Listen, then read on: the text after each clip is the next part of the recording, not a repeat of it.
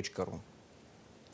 Легендарный танцовщик, постановщик, поэт и художник Владимир Васильев закончил работу в Казанском театре имени Мусы Джалиля над мессой кантаты и семинор Иоганна Себастьяна Баха. Спектакль «Донна нобис пачем» или «Даруй нам мир» – это размышление автора о современном мире, полном страданий и радости.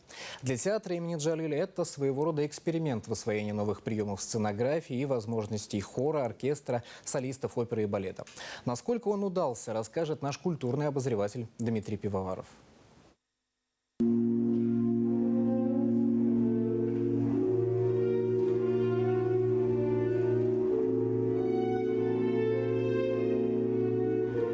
В эти дни Владимир Васильев щедр на открытие. Из собрания его живописных работ, а их свыше 1000, казанцы смогли запечатлеть для себя то, что стало лейтмотивом выставки работ Владимира Васильева «Я продолжаю жизнь и бег». Здесь и милую сердцу места России и зарубежья. В первую очередь это знакомые неизвестные символы планеты, выполненные в манере импрессионистов. По сути, это еще одно отношение художника к современному миру, где любая картина может быть иллюстрацией к режиссерской работе. Мы видим здесь какие-то отсылки к картинам, которые мы все прекрасно знаем.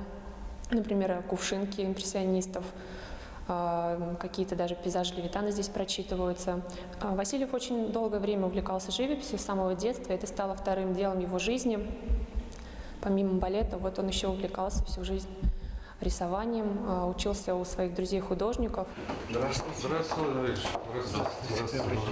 Контакты Владимира Васильева и оперного театра – это и воспоминания о 90-х годах, когда в этих стенах была поставлена «Анюта». Завораживающий и щемящий спектакль о чеховской России, социальных типажах, филигранно прописанных. Это редкий случай, когда балет о России стал чуть ли не визитной карточкой нашей истории. И по сей день восстановленная в 2011 году «Анюта» становится и визитной карточкой самого театра, и любимым балетом казанцев. Мой хороший. Исполнитель партии Петра Леонтьевича Владимир Васильев встретился сегодня с патроном нуриевских фестивалей. В прошлом балериной Большого театра России Натальей Садовской, которая специально приехала из Москвы, чтобы оценить казанскую премьеру «Анюты». Сейчас очень многие прекрасно вертятся, прекрасно прыгают, великолепные трюки какие-то делают. Но что-то все-таки уходит. И вот это что-то, оно и заключено, мне кажется, в полутонах, без которых этот спектакль будет неинтересен.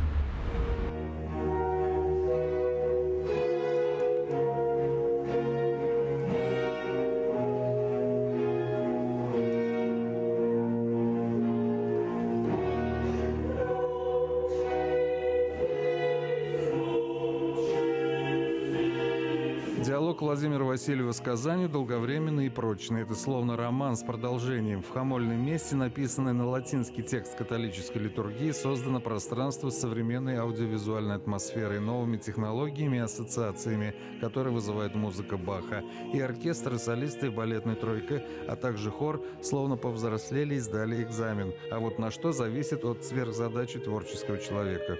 Мир – это корень всего, умиротворение отсюда. Мир и в душах, мир в действиях, мир в отношениях людей. Вот об этом, собственно, Бах и писал в свое время. Слава тебе, Господи, столько времени, и никогда никому не приходило в голову, что все-таки это, очевидно, не просто место, предназначенное для священнодействия в храме, а это рассказ, для меня, во всяком случае, когда я первый раз послушал Баха лет 35 или 40, именно эту си-минорную мессу. Я говорю сейчас вообще о си-минорной мессе его, потому что она действительно для очень многих, для большинства, пожалуй, является вершиной всего того, что было им создано, а может быть, не только им. Казанцы станут первыми зрителями спектакля «Даруй нам мир». Мировая премьера состоится 18 апреля на исторической сцене Большого театра России, которому Владимир Васильев отдал более 30 лет своей творческой жизни. Никто там 4 года, 5 лет назад и не помышлял, что может быть вот такое создано сценическое какое-нибудь произведение подобного рода здесь, на нашей сцене. А вот развитие само, естественное развитие вот предполагает совершение вот такого действия. И действительно, всем абсолютно интересно. Мы вот отошли от каких-то собственных форматов хрестоматийных, да? Ну, представляете, все интересно. Интересно, что это музыка Баха, это не сценическое искусство.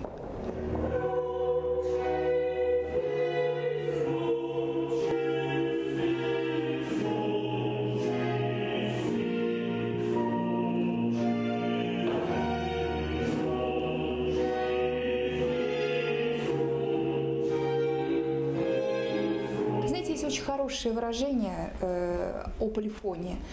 Полифония – это разговор умных людей. Вот эта музыка потребовала чрезвычайной работы мозга и от меня, и от моих певцов, и от всех участников этого спектакля. Это, во-первых, другое вокальное устройство, другой звук, который должен быть настроен в хоре. Это другой уровень вибрато, который не применяется, как правило, в операх. Ну, может быть, в операх Моцарта, вот у нас это есть, этот звук может как-то применяться. Ну и просто технически виртуозная музыка. Дмитрий Пивоваров, Дмитрий Рыженко, телеканал «Эфир».